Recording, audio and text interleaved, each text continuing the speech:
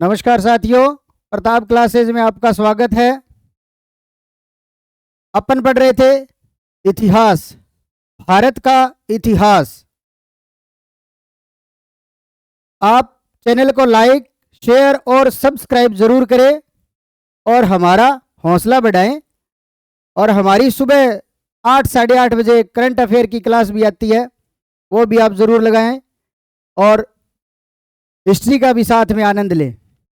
History आनंद वाला विषय, कुछ विद्यार्थियों को आनंद वाला विषय लगता है और कुछ को बोरिंग लगता है, लेकिन धीरे धीरे आप बार बार प्रयास करोगे तो इतिहास भी आपका रुचिकर विषय बन जाएगा।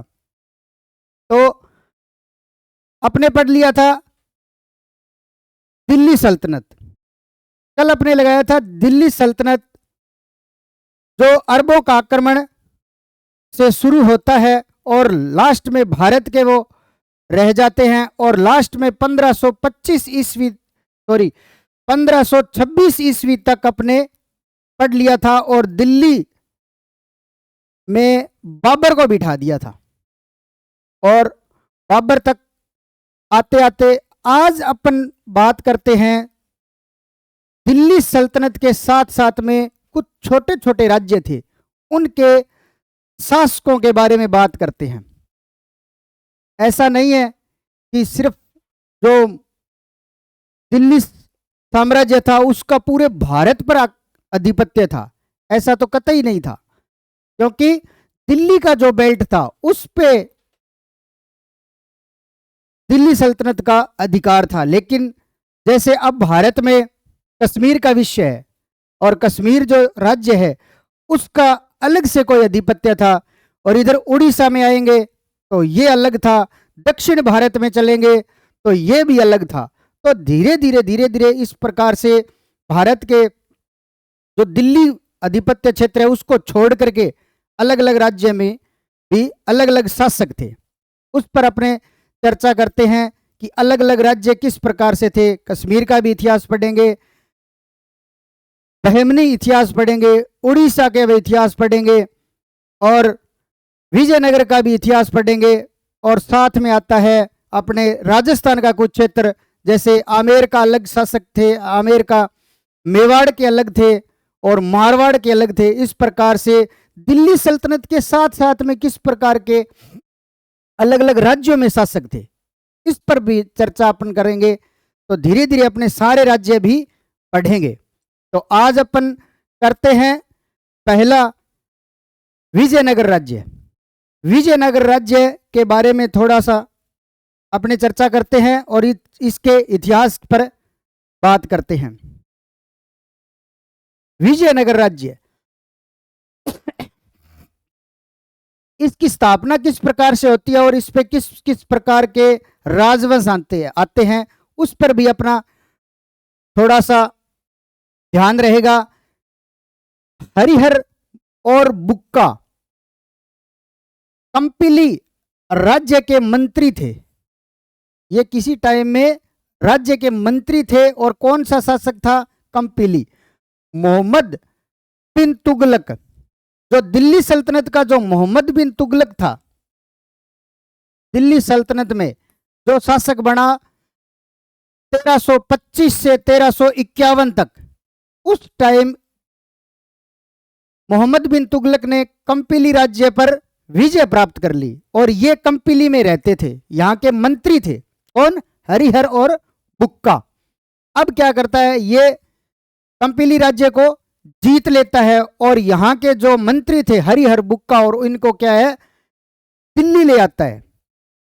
अब ये दिल्ली वहां से गिरफ्तार कर लेता है और दिल्ली ले आता है। दिल्ली लाने के बाद में इसने उनको मुस्लिम धर्म के बना दिए और इसके बाद में यहां से जैसे तैसे करके छूट करके यहां से भाग गए और वापिस आते हैं दक्षिण भारत के विजयनगर नगर में, और वहां आकर के विजयनगर की स्थापना करते हैं। दक्षिणी भारत में आकर के वहां से भाग करके यहां आते हैं और विजयनगर राज्य की स्थापना करते हैं। तो इतिहास में सबसे पहले विजयनगर की स्थापना करते हैं 1336 ईस्वी में हरिहर और बुक्का, ये दो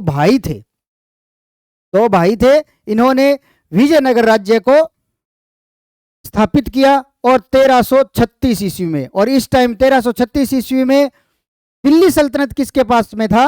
मोहम्मद बिन तुगलक के पास में था। और इसी के टाइम में विजयनगर की स्थापना होती है। अब ये मोहम्मद बिन तुगलक के समकालीन आते हैं, मतलब दिल्ली में कौन था और विजयनगर में कौन था, तो इस प्रकार से समकालीन आता है।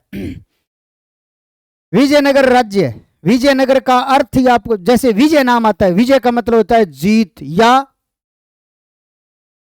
विनर, तो इसके नाम का ही अर्थ है जीत का शहर। विजयनगर का शाब्दिक अर्थ देखे तो जीत का शहर आता है। इन्होंने हिंदू धर्म, ये हिंदू धर्म के दोनों हैं भाई, हरिहर और बुक्का हिंदू धर्म है इनके पास। और ये विद्यारण्य संत से आशीर्वाद लेकर के इन दोनों भाइयों ने 1336 ईस्वी में विजयनगर राज्य की स्थापना करते हैं। और इनका वंश है संगम राजवंश। संगम राजवंश, संगम नाम पड़ा, इनके पिता का नाम था संगम, इसलिए इन्होंने संगम राजवंश की स्थापना की है। विजयनगर में भी अलग अलग राज्यों अलग अलग राजवंशों की स्थापना होती है, लेकिन सबसे पहले जो संगम वंश होता है उसने राज्य में अधिकार किया और राज्य की स्थापना की। इसके बाद में आता है इनकी राजधानी। विजयनगर की राजधानी कौन सी है? हम्पी। और यह है तुंगभद्र नदी के किनारे पर है। और इनकी राजभाषा थी तेलुगु। हरिहर बुक्का पहले वारंगल के काकतीय शासक प्रताप रुद्र देव के सामंत थे। ये दोनों सामंत थे किसके? काकतीय शासक के, वारंगल में। और विजयनगर साम्राज्य पर निम्न राजवंशों ने किया था। राजवंश अलग अलग विजयनगर में शासन करते हैं। कौन कौन? पहला जो हरिहर बुक्का वाला है संगम वंश, उसके बाद में आता है सलूब वंश, उसके बाद में आता है तुलुब वंश, और अंतिम है अराविडु वंश। अब हरिहर और बुक्का उसका भाई है। बुक्का प्रथम ने वेद मार्ग प्रतिष्ठापक की उपाधि धारण करता है। ये आपने आगे पढ़ेंगे जब यह शासक बनता है। बुक्का प्रथम जब शासक बनता है उसके बारे में अपने पढ़ेंगे, तब ये आएगा वेद मार्ग प्रतिष्ठापक की उपाधि धारण करता है। अब अपन पढ़ते हैं पहला शासक। पहला शासन है संगम वंश। आपको बताया कि संगम वंश हरिहर बुक्का के पिताजी का नाम था संगम। इस पे इन्होंने संगम वंश की स्थापना की और इन्होंने शासन किया विजयनगर पर 1336 ईस्वी से 1485 ईस्वी तक। देखो 1485 ईस्वी तक संगम वंश ने शासन किया। दिल्ली में कौन? दिल्ली सल्तनत था। और स्थापना करते हैं तो उस टाइम कौन सा शासक था? तुगलक वंश था। और यहां पर कौन सा है? संगम वंश। और कब तक रहता है? 1485 तक। 1485 में फिरोज शाह है, बहमनी शासक होते हैं। इसके बाद में आता है पहला शासक है हरिहर प्रथम। 1336 ईस्वी से 1356 ईस्वी तक यह विजयनगर का शासक बनता है।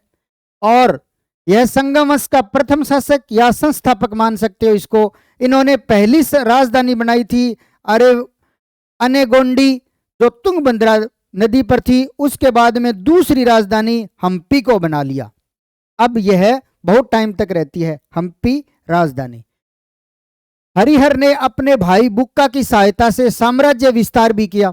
अब हरिहर और बुक्का दोनों भाइयों ने साम्राज्य विस्तार भी किया, जो उत्तर में कृष्णा नदी से लेकर के दक्षिण में कावेरी नदी तक फैला हुआ था। यह भूभाग बहुत ही धनाढ्य था। यहां पर अच्छी तो फसलें होती है और अच्छी ही खनन भी प्राप्त होता है। और इसी समय 1347 ईस्वी में बहमनी राज्य की स्थापना होती है। अब देखो, दिल्ली सल्तनत के एक और टेंशन आ गई 1347 ईस्वी में। बहमनी राज्य जो 1347 ईस्वी में स्थापित होता है। यहाँ का शासक जो हसन गंगू है, उसने ये हसन गंगू अलाउद्दीन अहमद शाह प्रथम शासक बनता है। कहाँ का? बहमनी का पहला शासक, या उसको बोल सकते हो संस्थापक, जो 1347 ईस्वी में शासक बनता है। और ये इस टाइम भी दिल्ली सल्तनत में कौन था? मोहम्मद बिन तुगलक। मोहम्मद बिन तुगलक शासक था 1300, क्योंकि 1351 तक शासक रहता है वो। तो दो राज्य हो गए जो दिल्ली सल्तनत की टक्कर देने वाले थे। अब अपना आगे बढ़ते हैं। इनके पिता का नाम था संगम, इसलिए इनका संगम राजवंश स्थापित किया। इसके बाद में शासक बनता है बुक्का प्रथम, जो हरिहर प्रथम का भाई है। हरिहर प्रथम शासक बना 1336 ईस्वी से 1356 ईस्वी, और 56 में बुक्का प्रथम आ गया, जो 1347 ईस्वी तक 1377 ईस्वी तक शासक बनता है बुक्का प्रथम। ये हरिहर और दोनों भाइयों के अच्छे सहयोग से विजयनगर बहुत ही सुदृढ़ हुआ और इन्होंने राज्य विस्तार भी अच्छा किया। यह एक महान योद्धा और राजनीतिज्ञ और विद्या प्रेमी भी था, और अभिलेखों में पूर्वी, पश्चिमी और दक्षिणी सागरों का स्वामी कहा जाता है। इसने साम्राज्य विस्तार भी किया, लेकिन यहाँ विजयनगर जो हिंदू शासक माने जाते हैं, यह बहुत ही जनता के प्रति उदार थे, और दिल्ली में जो मुस्लिम शासक था उससे यह अपोजिट था। तो इनको माना जाता है पूर्वी, पश्चिमी और दक्षिणी सागरों का स्वामी। यह प्रश्न आता है अक्सर, पूर्वी, पश्चिमी और दक्षिणी सागरों का स्वामी किसे कहते हैं? बुक्का प्रथम को, जिनका शासनकाल रहता है 1356 से 1377 ईस्वी तक विजयनगर में। अब आता है, इन्होंने वेद मार्ग प्रतिष्ठापक की उपाधि धारण की, और हरिहर और बुक्का ने राजा या महाराजा की उपाधि धारण नहीं की कभी भी। ये क्यों? जनता के हितैषी थे। इन्होंने मोहम्मद बिन तुगलक जो दिल्ली सल्तनत में शासक था, उससे बदला लेने के लिए राज्य बनाया था इन्होंने, न कि इन्होंने किसी भी प्रकार से जनता पर भी किसी प्रकार का कर या टैक्स लगाने के लिए या फिर अपना आधिपत्य जमाने के लिए शासन नहीं किया। इन्होंने तो सिर्फ जनता की सेवा के लिए और दिल्ली सल्तनत से मुक्त होने के लिए जनता को इन्होंने लाभ दिया, और यह ना राजा बने और ना महाराजा की उपाधि धारण की। अब आगे बढ़ते हैं। इन दोनों का शासनकाल 1377 तक रहा। इसके बाद में आता है हरिहर द्वितीय। हरिहर द्वितीय जो 1377 ईस्वी से 1405 ईस्वी तक शासक बनता है विजयनगर साम्राज्य का। विजयनगर साम्राज्य का प्रथम शासक जिन्होंने महाराजा धीराज राज परमेश्वर की उपाधि धारण करता है। विजयनगर का पहला शासक, क्योंकि पहले तो दोनों भाई बन गए, तो उन्होंने तो किसी राजा और या महाराजा की उपाधि धारण की नहीं। तो ये हरिहर द्वितीय है जो 1405 ईस्वी तक शासन करता है। इन्होंने पिछली सारी कसर निकाल ली, महाराजा धीराज और राज परमेश्वर की उपाधि धारण कर ली। रड़की काट दिया तो। विद्वानों का संरक्षक होने के कारण इसे राजव्यास या राज वाल्मीकि की उपाधि धारण की। इसने विद्वानों का भी संरक्षण किया था। और हरिहर द्वितीय का शासन कृष्णा नदी के डेल्टा के निचले क्षेत्र के हिस्से तक फैला हुआ था। यह बहुत ही सुदृढ़ क्षेत्र है। इसमें क्या है, बहुत अच्छी फसलें होती है, और यहां पर आपको बताया कि खनन में भी बहुत ज्यादा फायदा होता है। सोना भी बहुत मिला इनको। हरिहर द्वितीय ने अपने भाइयों के स्थान पर अपने पुत्रों का गवर्नर बनाया। अब एक चीज देखी, दिल्ली सल्तनत में शासक कौन बनता? जो सबसे बड़ा पुत्र था। और विजयनगर में कौन बना? पहले बड़ा भाई हरिहर प्रथम, उसके बाद में बुक्का प्रथम। दोनों भाई थे और भाई को साम्राज्य दिया। और ये आकर के गवर्नर किसको बना देता है? अपने पुत्रों को। इसीलिए तो इसने महाराजा धीराज तीसरी पीढ़ी मूत गई, कहते हैं ना, तीसरी पीढ़ी मूत उड़ जाए, तो 38वीं पीढ़ी आ गई। और विजयनगर का यहां से धीरे धीरे अपने पढ़ते हैं कि क्या क्या होता है। यहाँ गवर्नर अपने पुत्रों को बना दिया, अब छोटोड़न किठई बना दियो, मोटोड़न कटई बना दियो। इसके बाद में आता है देवराय प्रथम, जो 1406 ईस्वी से 1422 ईस्वी का तक शासक बनता है। देवराय प्रथम बहमनी शासक फिरोज शाह ने विजयनगर पर आक्रमण करता है और देवराय प्रथम को पराजित कर देता है। यह जो पड़ोसी राज्य है बहमनी, उसने इसके ऊपर अधिकार करता है या उस पर युद्ध करता है। इसी आक्रमण के कारण यह पराजित हो जाता है और दोनों के बीच में संधि होती है। कौन सी संधि होती है? देवराय प्रथम की पुत्री का विवाह फिरोज शाह के साथ कर दिया और दहेज मिल गया बांकोपुर, बांकापुर दहेज में मिल गया। बांकापुर जो विजयनगर का क्षेत्र है वो दहेज में दे दिया। अभी टेम ही दहेज दास देनता, आज की परंपरा को नहीं आऊं पहला ही चल रहा अपना। तुंगभद्रा नदी पर एक हरिद्रा बांध बनाया जिसमें नहरें निकाली गई। ये काम ठीक किया। महाराजा धीराज तो बन गया, राजा की उपाधि धारण कर ली, ये भी अच्छा काम किया। तुंगभद्रा नदी पर इसने हरिद्रा बांध बना लिया और नहरें बना दी, नहरें बना ली और खेती और आसपास के क्षेत्रों में सिंचाई की जाने लगी। इससे क्या हो गया? नहरें बनाने के कारण एक तो बांध बन गया और बांध से नहरें निकलने के कारण क्षेत्र है जो उपजाऊ और होने लग गया। इसके बाद में आता है देवराय प्रथम ने 10,000 मुसलमानों को सेवा में प्रथम बार, सेना में प्रथम बार भर्ती करता है। इससे पहले मुसलमान विजयनगर में कोई भी भर्ती में नहीं थे, किसी भी प्रकार के कार्मिक नहीं थे और यह देवराय प्रथम था जिसने 10,000 मुसलमानों को अपनी सेना में भर्ती करवाया। देवराय प्रथम के टाइम में हरविलास नामक, यह प्रश्न पूछा जाता है, हरविलास नाटक नामक ग्रंथ किसकी रचना है? श्रीनाथ की। और किसके टाइम? देवराय प्रथम के टाइम। और यह तेलुगु कवि है और इन्होंने संरक्षण दिया। हरविलास नामक ग्रंथ किसने लिखा? श्रीनाथ ने। किसके टाइम? देवराय प्रथम के टाइम। और कब शासक थे यह?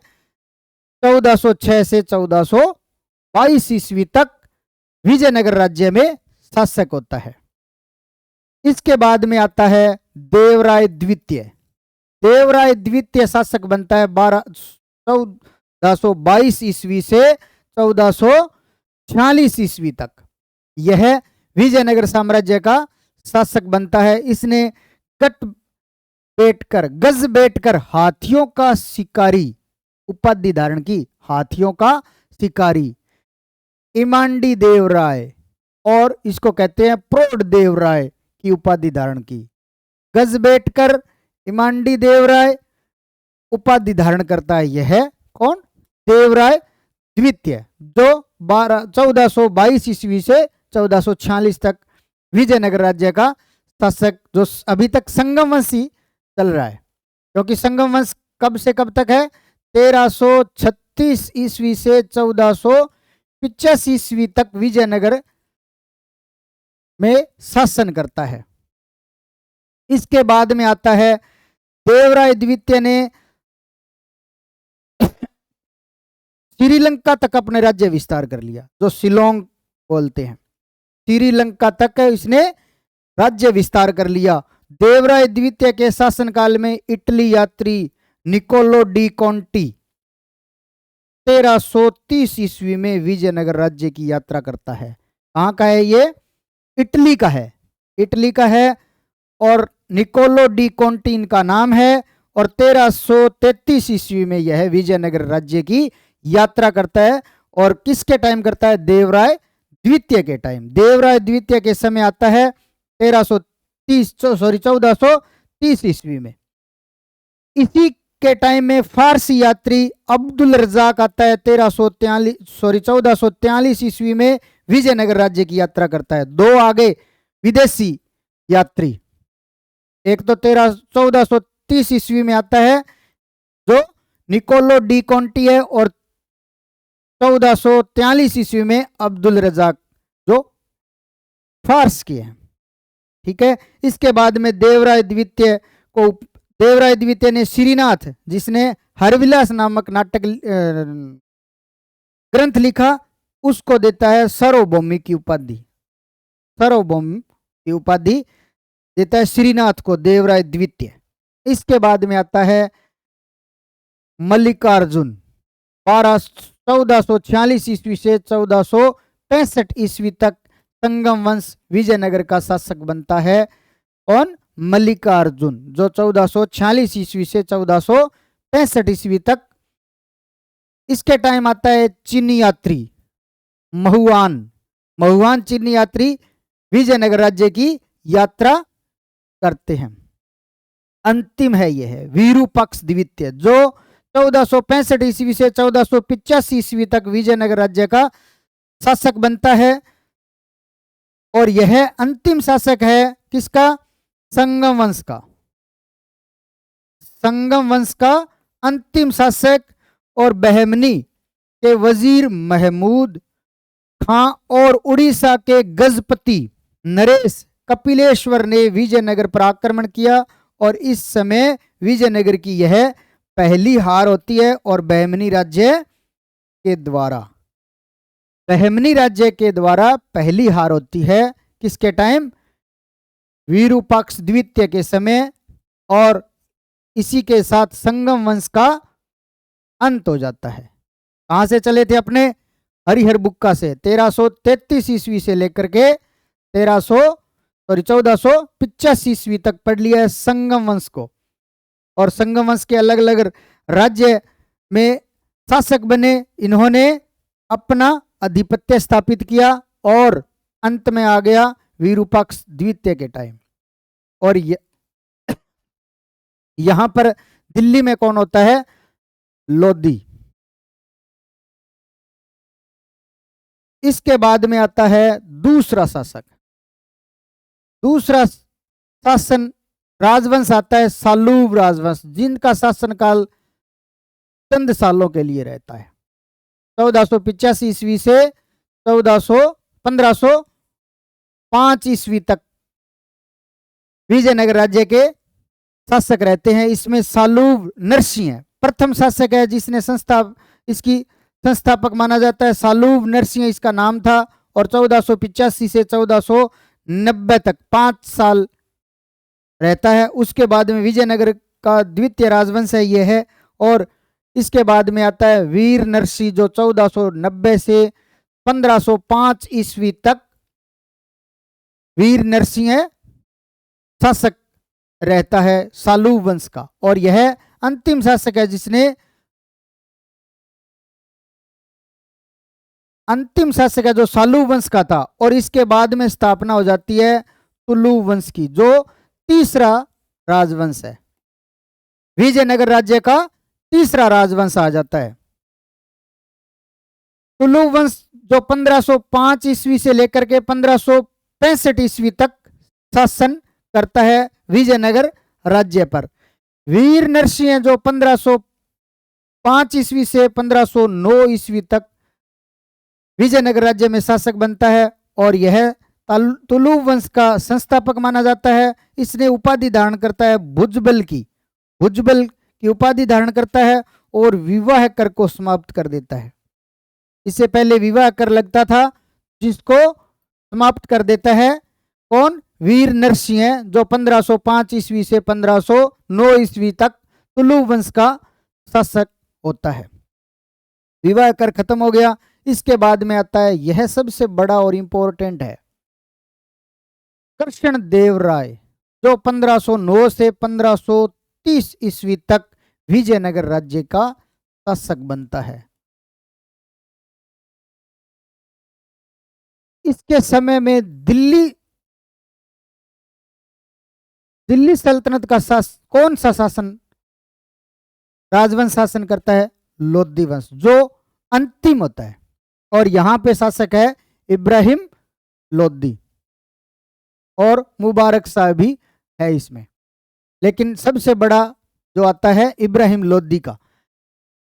इसमें कृष्णदेव राय तेलुगु के 8 महान कवियों या विद्वानों को अपने राज्य में रखता है, जिसको अष्टदिग्गज नाम दिया जाता है। 8 जो महान कवि है या महान विद्वान है उनको रखता है, उसको कहते हैं अष्टदिग्गज।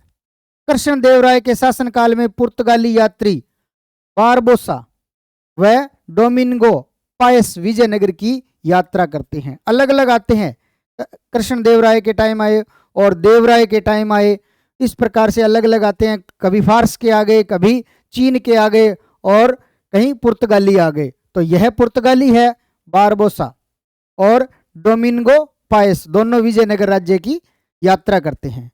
बारबोसा कहता है कि राज्य जो राजा इतनी आज़ादी देता है कि कोई भी व्यक्ति अपनी इच्छा अनुसार कहीं भी आ सकता है और जा सकता है, और अपने धर्म के अनुसार जीवन व्यतीत कर सकता है। यह कौन कहता है?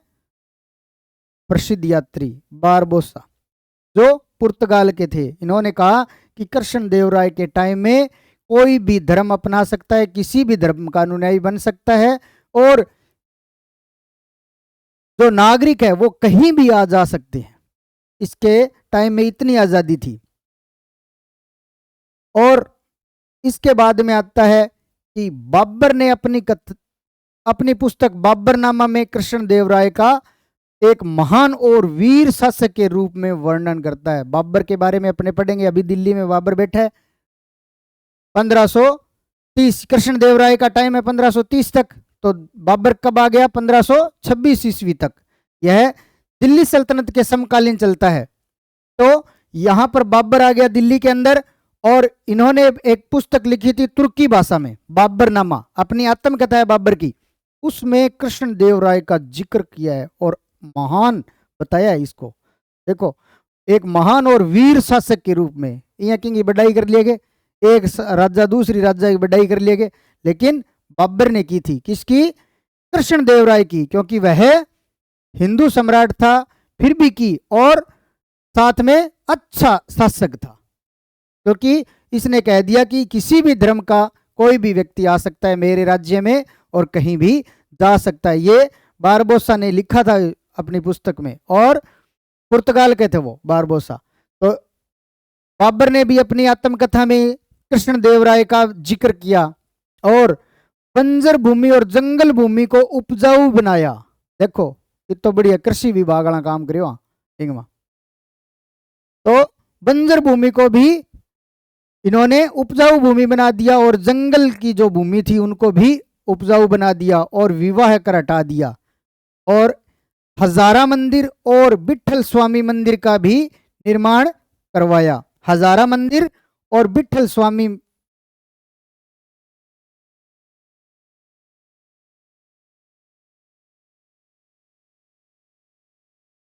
हजारा मंदिर और विठल स्वामी मंदिर का निर्माण करवाया। इसके बाद में अपने पढ़ते हैं अच्युत देव राय। यह 1530 ईस्वी से 1542 ईस्वी तक विजयनगर राज्य का शासक बनता है, और पुर्तगाली यात्री नूनीज भारत की यात्रा पर आता है। और नूनीज किसका व्यापारी है? घोड़े का व्यापारी है। यह भी प्रश्न अक्सर पूछा जाता है कि नूनीज का व्यापार क्या था? तो घोड़े का व्यापारी था। और अच्युत देव राय महामंडलेश्वर नामक एक नए अधिकारी की नियुक्ति करता है। महामंडलेश्वर नामक नए अधिकारी की नियुक्ति करता है। कौन? अच्युत देव राय, जो 1530 ईस्वी से 1542 ईस्वी तक शासक बनता है। अब आता है विजयनगर राज्य का अंतिम शासक सदाशिव राय। 1542 ईस्वी से 1570 ईस्वी तक अंतिम शासक बनता है। इसके बाद में विजयनगर राज्य का अंत हो जाता है। वास्तविक सत्ता सेनापति राम राय के हाथों में थी। यह तो खाली नाम मात्र का ही राज्य था। तो यहां पर कौन सेनापति के हाथ में सारी बागडोर होती है? राम राय। राम राय के हाथों में होती है। और इनके शासनकाल में लास्ट जो युद्ध होता है तालीकोट, राक्षस संत गढ़ी का नाम होता है, राक्षस तगड़ी का युद्ध होता है 23 जून 1565 ईस्वी को। और इस युद्ध में बहमनी का साथ देते, बहमनी राज्य है उसके जो साथी है और इनका साथ देने वाले हैं अहमदपुर नगर का शासक, बीजापुर का शासक और गोलकुंडा का शासक और साथ में होता है विदर का शासक। ये सारे मिलकर के विजयनगर के साथ में युद्ध करते हैं और यह है युद्ध विजयनगर राज्य हार जाता है, क्योंकि यहाँ सेनापति होता है राम राय और शासक होता है सदाशिव, जो कुछ कार्य करता नहीं है और राम राय जो सेनापति है उसको हरा देता है। और तालीकोट का युद्ध, विजयनगर राज्य को का अंत करने वाला युद्ध कौन सा है? तालीकोट का, जो 23 जून 1570 ईस्वी में 65 ईस्वी में लड़ा जाता है विजयनगर और बहमनी राज्य के साथ में, और इसी में हार हो जाती है और महान युग का अंत होता है। कहां से शुरू हुआ था?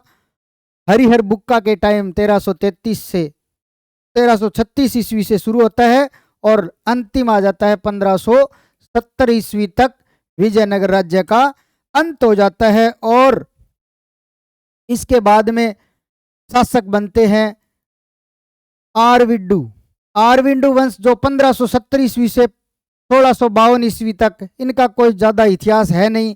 तिरुमल संस्थापक होते हैं, राजधानी पेंगुकोंडा होती है और अंतिम शासक होता है रंग थर्ड या रंग तृतीय अंतिम शासक है और अरविंद वंश का अंत हो जाता है। विजयनगर का अंत तो 1565 ईस्वी में ही हो गया था, जो सदाशिव के टाइम में युद्ध लड़ा गया था, जो तालीकोट का युद्ध था। यह अंतिम विजयनगर का युद्ध था और इसी में हार हो जाती है। इसके साथ ही अपने क्लास खत्म करते हैं। इसको ध्यान से सुनना और पढ़ना और चैनल को लाइक शेयर और सब्सक्राइब जरूर करना और कमेंट भी देना कि कैसी लग रही है क्लास।